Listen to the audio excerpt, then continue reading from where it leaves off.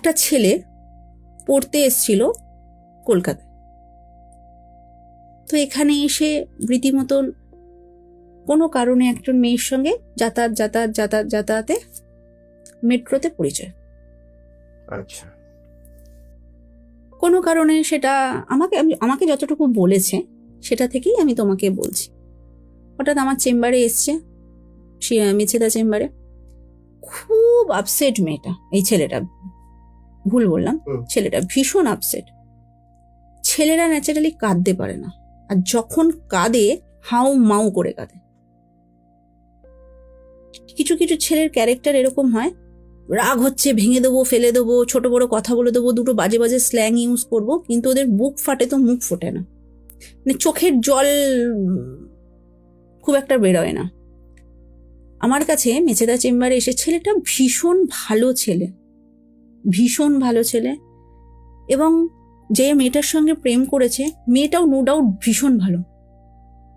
মানে মেট্রোতে পরিচয়, মেয়েটা নার্সিং করতো কোনো একটা বাসজনির ওখানে কোনো একটা জায়গাতে, ও কোনো নার্সিং হোমে, মানে ও যে নার্সে হয় না, নার্সিং ট্রেনিং, হ্যাঁ, তো ওখানে ও মানে মেট্রোতে যাতায়াতের পরিচয়। একদিন দুদিন 3 দিন কোনো কারণে ওদের মধ্যে রিলেশনশিপ হয়। মেয়েটার 3 বোন। আচ্ছা, এটা হচ্ছে ছোট বোনের কথা বলছি, 2 বোনেরই বিয়ে হয়ে গেছে। তো এই যেই ছেলেটা এখানে পড়তে এসছে, এ ডক্টরি পড়ছে।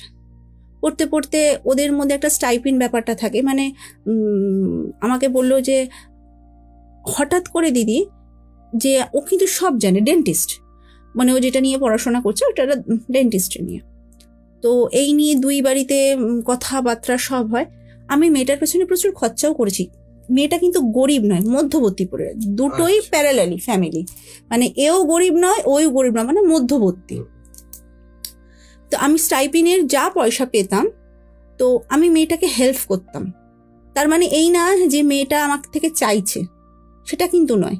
আমি নিজে থেকে আমি ওকে খুব কম সময় একদম নিজের করে মানে ভেবে নিয়েছি। তাহলে এলাম, তাহলে সমস্যাটা কোথায়? বলছে দিদি আমার প্রথমে বাড়ির লোক মানছিল না। কেন মানছিল না? মেয়েটা খ্রিস্টান, আর ছেলেটা হচ্ছে বাঙাল, মানে ব্রাহ্মণ। তো আনলাম তাতে কি আসা যায়? বলছে বাবাকে কিছুতেই আমি মানাতে পারছি না, বাবা আর জেঠুকে আমি কিছুতে, জয়েন্ট ফ্যামিলি, আমি কিছুতেই কনভিন্স করতে পারছি না। তো কনভিন্স যখন ও করতে পারছে না, ওরা দুজনে মিলে রেজিস্ট্রি করে নেয়। সেটা কোনো কারণে ফ্ল্যাশ আউট হয়ে যায়। আচ্ছা, মেয়ের বাড়ি থেকে সব জানতো, কিন্তু ছেলের বাড়ি থেকে যেহেতু কখনো মেনে নিতে পারিনি, ফ্ল্যাশ আউট হয়ে যাওয়াতে ছেলের জেঠু ভীষণ স্ট্রিক, মানে বাবার থেকেও স্ট্রিক, একদম ছেলেকে ঘর থেকে বের করে দেয়। আচ্ছা, বাড়ি থেকে বের করে দেওয়ার পর মেয়ের বাড়ির লোক যেহেতু জানে, ছেলেটা কি করলো, মেয়ের বাড়িতে এসে থাকতে শুরু করলো। রেজিস্ট্রি হয়ে গেছে, হাজব্যান্ড ওয়াইফের মতনই থাকতো। কিছুদিন থাকতে যাওয়ার পর দেখছে মেয়েটার মধ্যে ব্যবহার পরিবর্তন পাচ্ছে, আচ্ছা, ব্যবহারে চেঞ্জিং আসছে। তখন ও অবজার্ভ করতে থাকে, মানে এক ঘরে শুতে ধরো ওদের মধ্যে যখন নতুন বিয়ে, যেমন একটা রিলেশন ছিল, টানা 3 মাস থাকার পর মেয়েটা কেমন ডিটাচ হতে থাকছে, আস্তে আস্তে ডিটাচ হচ্ছে। তো ওর মনের মধ্যে হাজার রকম প্রশ্ন আসছে, কি হচ্ছে, আমার কি কোথাও খামতি থেকে যাচ্ছে, কেন আমার সাথে এরকম বিহেভিয়ার করছে? এবার কি করেছে, ও ফলো করতে শুরু করেছে মেয়েটাকে, মানে ছেলেটা মেয়েটাকে ফলো করছে।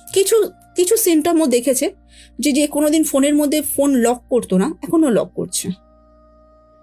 মেয়েটার মা প্রথম ছেলেটাকে ভালোবাসতো, কিন্তু মেয়েটার মা একটু লোভী ছিল। মেয়েটাও কিন্তু খারাপ ছিল না, কিন্তু মেয়েটার ব্যবহারের পরিবর্তন মেয়েটা বুঝতে পারছে, ছেলেটা বুঝতে পারছে। মেয়েটা লোভী ছিল, মেয়ের মাটা লোভী ছিল, কিন্তু মেয়ে ভীষণ ভালো ছিল। মেয়েও কিন্তু ছেলেটাকে ভীষণ ভালোবাসে। মেয়ে বলল বাইরে গিয়ে রুম ভাড়া করে থাকবো, এখন সবে আমিও পড়ছি, এখনো আমার চাকরি ফাইনাল হয়নি, জব পাইনি, তুমিও এরকম, তো আমাদের তো নিজেদেরই বাড়ি আছে, তো চলো আমরা আমাদের বাড়িতেই থাকি, একটু সেটেল হয়ে আমরা কোনো ফ্ল্যাট বা কোনো জায়গায় চলে যাব। তো ছেলেটাকে ওরা রীতিমতন খুব কনভিন্স করে, যাই হোক ছেলেটাও রাজি হয়ে যায়। ইতিমধ্যে হঠাৎ মেয়েটার ফোনে একটা মেসেজ আসে, যে কি বেশ একটা মেসেজ আমাকে বলেছিল, আমার ঠিক মনে পড়ছে না, তবে সন্দেহজনক একটা মেসেজ, অতটা মনে থাকে না। তো এটা করার পর তারপর কিছুদিন পর থেকে মেয়েটা দেখছে কি হঠাৎ হঠাৎ ওকে দেখলেই রেগে যাচ্ছে, ওকে দেখলেই ইরিটেট হয়ে যাচ্ছে। মানে ছেলেটাকে? হ্যাঁ, যেই ওদের মধ্যে একটা গভীর সম্পর্ক ছিল, সেই সম্পর্কটা আস্তে আস্তে চিরতার থেকেও তেতো হতে থাকছে। ফিজিক্যাল রিলেশন নেই, স্বামী স্ত্রীর মধ্যে যে রিলেশন বন্ডিং সেটা নেই। বলছে যদি আমি ওর সঙ্গে রাস্তায় বেরোচ্ছি তখন রিলেশনটা নর্মাল, কথা বলছে, আমাকে দেখলেই যেন তেলে বেগুনে জ্বলে উঠছে। অসহ্য মুখের ভাষা, আমি এই মেয়েকে আমি চিনি না, মুখের ভাষা খারাপ হয়ে যাচ্ছে। আমি ভাবছি কারোর সঙ্গে কি রিলেশনে জড়িয়েছে, ফোন লক করে রাখছে। তারপরেই আমি ওকে ফলো করতে থাকি। যখনই আমি ওকে ফলো করতে রাখলাম, আমি সেরম নেগেটিভ কিছু আমি পাচ্ছি না। তাহলে আমার মনে প্রশ্ন জাগছে, তাহলে ও এরকম করছে কেন? ও আমার কাছে আসলো, এসে হাউ মাউ করে কাঁদছে। হঠাৎ মেয়েটা ওকে একদিন বলেছে আমি তোমার সাথে থাকবো না। এদিকে ছেলেটা পুরো ফ্যামিলির এগেনস্টে গিয়ে মেয়েটার কাছে চলে এসছে, বলছে আমি তোমার কাছে থাকবো না। তখন বলছে আমি কি করেছি, তুমি আমার আমার আমার ফল্ট বলো, আমি তোমার কিসে সমস্যা হচ্ছে, তোমার কি প্রবলেম হচ্ছে আমাকে বলো। না, আমি তোমাকে সহ্য করতে পারছি না, আমার তোমাকে দেখলেই কেমন একটা অসহ্য লাগছে। আমি জানি তুমি ভালো, কিন্তু আমি তোমাকে মেনে নিতে পারছি না। তখন বলছি এতদিন পর কেন তোমার এটা মনে হচ্ছে? ওরা প্রেম করেছে প্রায় 3 বছর, বিয়ে হয়েছে 4-5 মাস, নতুন, তারপর থেকে এই প্রবলেমটা শুরু হয়েছে। তো এই নিয়ে যখন আমার কাছে আসে, তো আমাকে বলছে দিদি এর পাগলের মতন কাজ যে রীতিমতন ওকে ঘর থেকে বের করে দিয়েছে রাত্রিবেলা। মানে ওরা যখন ঝামেলা করেছে, ওর মা এসে বলেছে এটা ভদ্র বাড়ি, তুমি এখানে অশান্তি করবে না, তুমি তোমার বাড়ি চলে যাও। আমার মেয়ে যখন তোমাকে মেনে নিচ্ছে না, তোমাকে আর এখানে আমি জায়গা দিতে পারবো না। ছেলেটাকে রাত্রিবেলা এক জামা কাপড়ে, ছেলেটা এতটাই ব্রেন কাজ করছিল না যে লাগেজ নেবো না বেরোবো, ঝামেলা ঝাঁটি হয়েছে, বের করে দিয়েছে। একবারের জন্য মেয়ে বললো না যে তুমি যেও না, আমি তোমার সাথে যাবো বা কিছু। উল্টে মেয়েটা বলছে দাঁড়া দাঁড়া দাঁড়া দাঁড়া দাঁড়া দাঁড়া দাঁড়া, এরকম ঠিক এরকম ভাবে বলছে, আমাকে যেভাবে বলছে দাঁড়া দাঁড়া দাঁড়া দাঁড়া দাঁড়া দাঁড়া দাঁড়া, তোর মানি ব্যাগে দেখ, আমি কাল রাত, তোর মনে পড়ছে কিনা জানি না, তোকে আমি একটা এটিএম দিয়েছিলাম, আমি টাকা তুলতে পারছিলাম না বলে আমাকে এটিএমটা দিয়ে যা। মানে এরম ভাবে কথা বলছে, কিন্তু আমাকে বলছে দিদি আমি যা পয়সা পাই আমি ওর পেছনে কিন্তু খরচা করে দিই। ঠিক আছে দিদি, এটা কি থেকে হচ্ছে, কেন করছি? আমি একে চিনি না, আমি একে জানি না। আমি যখন ওর ছক দেখলাম, মেয়েটার ছক দেখলাম, মেয়েটার ক্যারেক্টার ভেরি গুড। ছকে অনেক কিছু বোঝা যায়। ছক দেখো, তন্ত্র একটা এমন জিনিস, তন্ত্র তো আমাদেরকে জানতে হবে, জ্যোতিষও জানতে হবে, তন্ত্রও জানতে হবে। সবকিছু জ্যোতিষ দ্বারা সেটা মানে সমাধান হয় না। সবকিছু আমরা যে জ্যোতিষ দ্বারা সমাধান করব তা কিন্তু হয় না, তন্ত্র আমাদের লাগে। মানে জ্যোতিষ দিয়ে জানা যায়, তন্ত্র দিয়ে সলভ করা যায়। ঠিক আছে, তা ও যখন আমার কাছে আসলো, আমি ওকে বললাম তুমি এই জিনিসগুলো নিয়ে এসো। আমি ছকে তো দেখছি খুব ভালো, কোনো প্রবলেম নেই, কোনো ডিস্টার্ব নেই, এমন না যে মাঙ্গলিক বা মেয়েটার ক্যারেক্টার খারাপ বা ছেলেটার এরকম, সব ভালো। কিন্তু ওদের মধ্যে ডিভোর্সও নেই, ওদের ছকের ডিভোর্সও নেই। ছেলেটার আর ছেলেটার ছকটাও ভালো, মেয়েটার ছকটাও ভালো, ডিভোর্স নেই। ওদের কি করেছে, ওর যে জেঠু ছিল, জেঠু আর জেঠিমা অনেক পুরোনো দিনের লোক, তো গ্রামের দিকে লোক, ওরা এইগুলো খুব করে। ওরা ওদের রিলেশনটাকে কাট করিয়ে দিয়েছিল, ক্ষতি করে, ব্ল্যাক ম্যাজিক করে। মানে ছেলেটার জেঠু? হ্যাঁ। ও, মানে যে বার করে দিয়েছিল বাড়ি থেকে। তখন আমি ওকে বললাম যে এই জিনিসগুলো, এই সব জিনিস করতে গেলেও তো কিছু জিনিস লাগে, ও পেলো কোথা থেকে? কিছু তথ্য বলছে দিদি সোশ্যাল মিডিয়াতে তো ফটো অ্যাভেলেবেল, ফটো হয়তো ওখান থেকে বের করে নিয়েছে, কিন্তু ওর জামা কাপড় লাগবে, ওর জামা কাপড় তো বাড়িতেই সব আছে।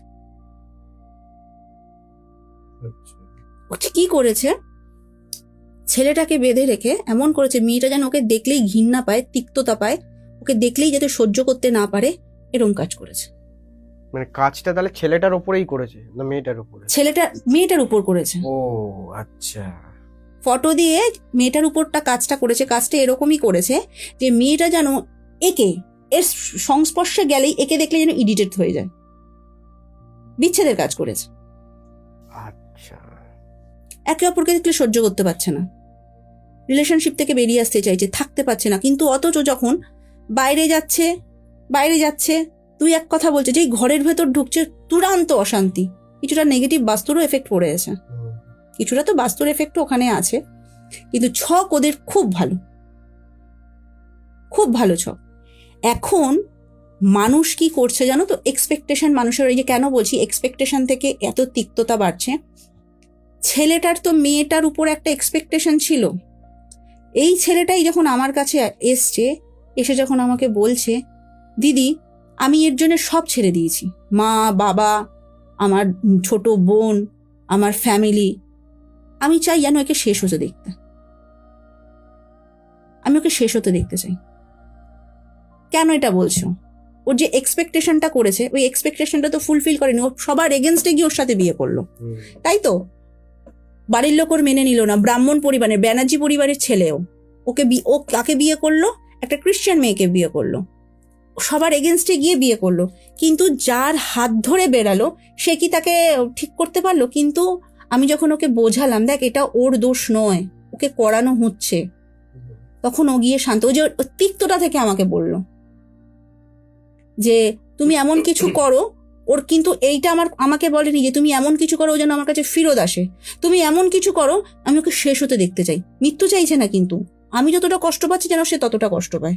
আমি যে ওর জন্য এতটা ব্যাকুল হয়ে উঠছি, ও যেন তার 10 গুণ আমার জন্য ব্যাকুল হয়ে ওঠে। ও আমার কাছে আসতে চাইবে, কিন্তু আমি ওকে একসেপ্ট করবো না।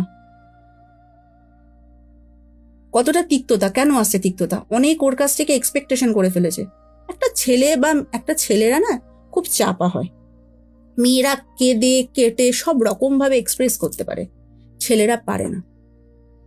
তখন ওরা কি করে, যখন আমার কাছে যখন এসছে মেছেদা চেম্বারে, শুভঙ্কর আমি তোমাকে কি বলবো, ওকে দেখে না মানে আমি পুরো বাক্য হারিয়ে ফেলছি, এত হাউমাউ। আমি এরকম হাউমাউ করে মেয়েদেরকেও কাঁদতে দেখিনি।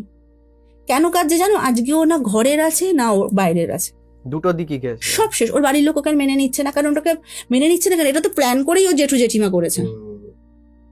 জেঠু জেঠিমা খুব ওর স্ট্রিক্ট। যখন আমি ওকে বলি যে এই কারণেই করেছে, তখন ওকে বললাম তুই আমাকে একটু সময় দে, আমার কাছে এসছিস, আজকে এসছিস আর তুই কালকে রেজাল্ট পাবি তা কিন্তু নয়, আমি ভগবান নই।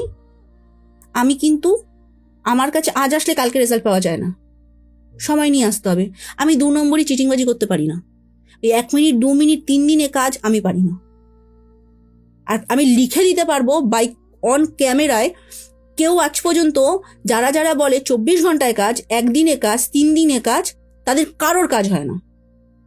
ওটা একটা ক্লায়েন্টকে টানার জন্যে এই ধরনের কথা বলে।